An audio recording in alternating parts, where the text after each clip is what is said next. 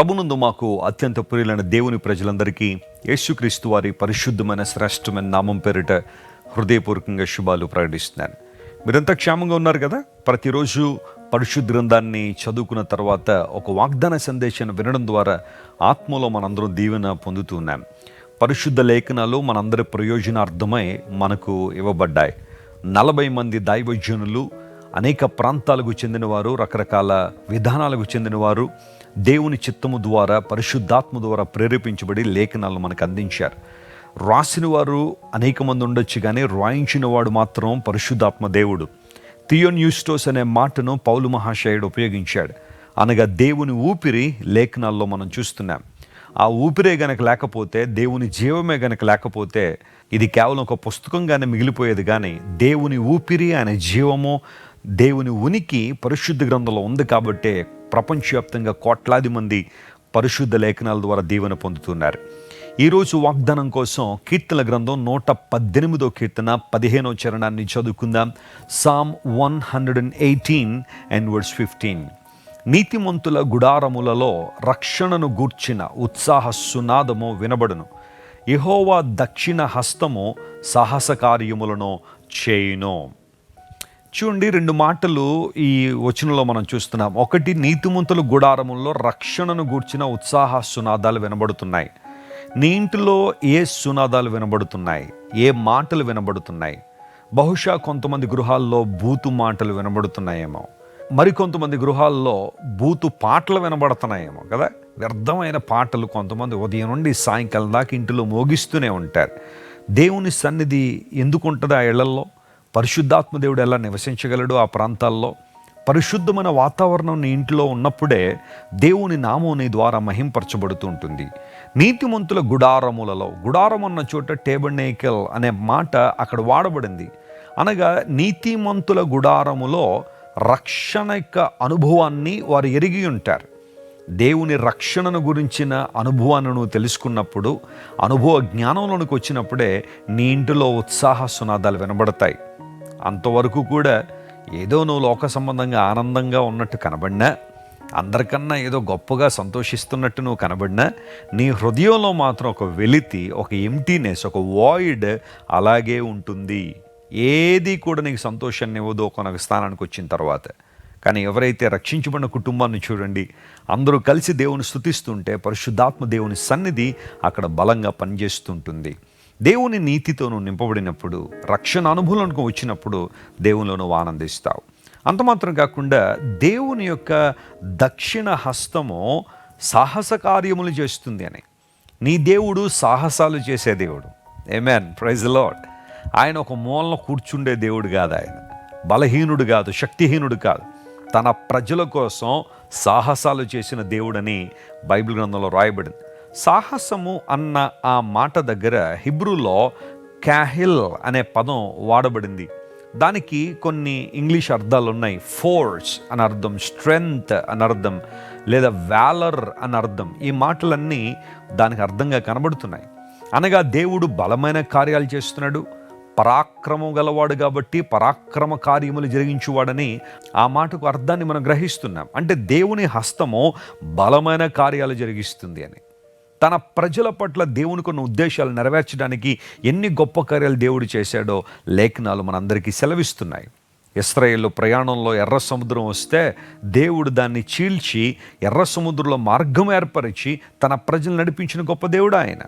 ఫరో సైన్యాన్ని నీట ముంచి ఫరోను శాశ్వతంగా దూరపరిచిన దేవుడు ఆయన. ప్రియులారా, ఈరోజు ఎవరైతే నేను తరుముతున్నారో, ఎవరైతే నన్ను బాధిస్తున్నారో, ఎవరైతే నన్ను వేధిస్తున్నారో వారి మీద నీకు జయమిచ్చే దేవుడు ఆయన. ఎందుకంటే ఆయన హస్తము సాహస కార్యములు చేస్తుంది. యేసు ప్రభు వారి ఈ లోకంలోనికి వచ్చినప్పుడు కూడా అనేక మంది జీవితాల్లో ప్రభు చేసిన కార్యాలు ఎన్నో గొప్పగా కనబడుతున్నాయి. కుష్ఠరోగులను ముట్టినప్పుడు కుష్ఠరోగం విడిచి వెళ్ళిపోయింది. చాందర్ రోగులు, మూర్ఛవ్యాధి కలిగిన వారు, అనేకమైన వ్యాధులతో ప్రభు దగ్గరికి వచ్చిన వారు స్వస్థత పొంది వెళ్ళినట్టుగా లేఖనాలు రాయబడ్డే కారణం యేసు ప్రభు వారిని ముట్టి స్వస్థపరిచాడని బైబిల్ సెలవిస్తుంది. ఆయన చేతిలో శక్తి ఉంది, ఆయన చేతి నీడలో ప్రభావం ఉంది. ఆయన ముట్టిన వారందరూ స్వస్థత పొందారు. ఈరోజు నీ జీవితంలో ఎలాంటి సవాళ్ళను ఎదుర్కొంటున్నావు? బలహీనంగా ఉన్నావా? శక్తిహీనుడిగా అయిపోయావా? ఇక నా వల్ల కాదండి వెస్లీ గారి పోరాడడం, నా వల్ల కాదండి ఈ కుటుంబాన్ని నడిపించడం, నా వల్ల కాదండి ఉద్యోగం చేయడం, నా వల్ల కాదండి ఈ శోధన ఎదుర్కోవడం అని కృంగిపోయి చతికిలిపడిన స్థితిలోనే ఉన్నావా? లే, దేవుడు నీతో మాట్లాడుతున్నాడు. ఆయన హస్తము సాహస కార్యాలు చేసే హస్తం, నిన్ను బలపరిచే హస్తం, నిన్ను ధైర్యపరిచే హస్తం అయింది. ఆయన దక్షిణ హస్తం నీ కోసం ఆయన చాపి ఉంచాడు. ఆయన ఎంత గొప్ప దేవుడు ఆయన. నా మటుకు నేను చెప్పగలను, ఈరోజు ప్రపంచవ్యాప్తంగా దేవుని సువార్త ఈ పరిచర్య ద్వారా వెదజల్లబడుతుందంటే దేవుడు మమ్మల్ని ఏ స్థాయిలోంచి లేవనెత్తాడో, ఈ రోజున ఏ కృపలతో మమ్మల్ని నింపి వాడుకుంటున్నాడో అందరికన్నా ఎక్కువ నా గురించి నాకు తెలుసు. దేవుడు ఎంత ఉన్నతమైన ప్రణాళికలు కలిగి ఉన్నాడో, ఎలా వాటిని నెరవేరుస్తున్నారో, ఆ నెరవేర్పు కోసం ఒక్కొక్క మెట్టు దేవుడు ఎలా ఎక్కిస్తున్నాడో అనుభవపూర్వకంగా తెలుసుకున్న నేను ప్రతిరోజు దేవుని స్తుతించకుండా ఉండలేను, ఆయన గణపరచకుండా ఉండలేను. ప్రియ దేవుని బిడ్డ, ఇంకా చాలు, విచారపడింది చాలు, దుఃఖపడింది చాలు, ఏడ్చింది చాలు. లే, దేవుని హస్తానికి నీ జీవితం అప్పగించుకో. ఆయన హస్తము సాహస కార్యాలు చేసే హస్తం. ఆమేన్. ఈరోజు ఈ వాగ్దానం అంతా క్లెయిమ్ చేసి దేవుని స్తుతించండి. ప్రభువా, నీ దక్షిణ హస్తము సాహస కార్యాలు చేసే హస్తము కనుక నా జీవితంలో సాహసాలు చేయండి ప్రభు అని దేవుని సన్నిధిలో అడగండి. ప్రభు ఖచ్చితంగా మీ జీవితంలో మేలులు జరిగిస్తారు. ప్రార్థన చేసుకుందాం. ప్రేమగల తండ్రి, మహిమగల రాజా, సాహస కార్యాలు చేసే దేవానికి వందనాలు. చాలాసార్లు మనుషులను మేము ఏవో చిన్న చేసి అవి సాహసాలు అనుకుంటాం, కానీ నీవు చేసే కార్యాలు, మహాకాశమును సృష్టించిన దేవుడు నాయన, అందరి సమస్తాన్ని నీ మహత్తైన మాట ద్వారా నిర్వహిస్తున్న దేవుడు నీవు నాయన సాహస కార్యాలు చేయడానికి శక్తి గలవాడు. ఈరోజు మా ప్రియులు ఎంతమంది అయితే నీ నుండి అద్భుతాలు ఆశిస్తున్నారో, ఆశ్చర్య కార్యాల కోసం ప్రార్థిస్తున్నారో, వారందరినీ మీరే కనికరించి మహోన్నతమైన కార్యాలు వారి జీవితంలో జరిగించండి. స్వస్థత లేని వారికి స్వస్థ ఇవ్వండి, విడుదల లేని వారికి విడుదల దాయించండి. మరణ పడక మీద ఉన్న వారిని లేవనెత్తండి నాయన. కృంగిన వారిని లేవనెత్తి, పడిపోయిన వారిని లేవనెత్తి నీ నామమును మీరు అత్యధికంగా మహింపరుచుకోమని కోరుకుంటూ యేసుక్రీస్తు వారి శ్రేష్టమైన నామం పేరిట అడిగి వేడుకొనిచున్నాం తండ్రి. Amen, amen. ఈ వాగ్దాన సందేశం మీకు దేవునికరంగా ఉంటే మీ స్నేహితులకు, బంధువులకి షేర్ చేయండి. బలమైన కార్యాలు మీరు చూస్తారు. May God bless you and have a wonderful day. Christ worship centre ఓ బలమైన సంఘ ఉద్యమం. కొన్ని సంవత్సరాల క్రితం కేవలం 2 ప్రారంభించబడిన పరిచర్య నేడు ప్రపంచవ్యాప్తంగా లక్షలాది మందిని ప్రభావితం చేయుచున్నది.